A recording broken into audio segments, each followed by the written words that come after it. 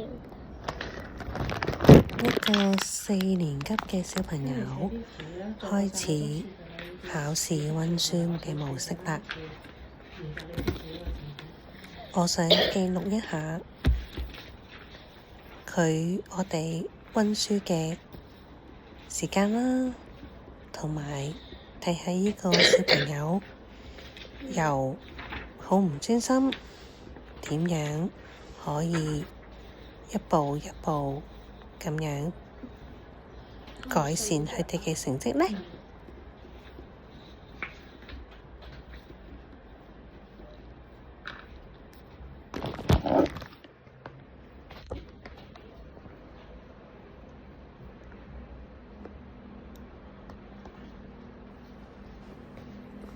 溫書嘅時候做鬼面，甚至乎有時會去做 sit up 添。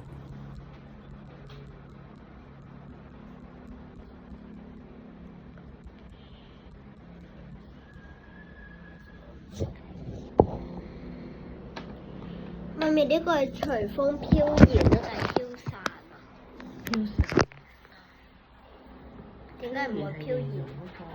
飄搖係形容一個狀態啊，好悠然自得啊。飄散係將嗰啲吹散到落去一個地方。我知我寫錯。冇錄住咯，唔係呢個，我呢個都未開咗，所以可以直接 delete 㗎。你睇下錄緊呢啲。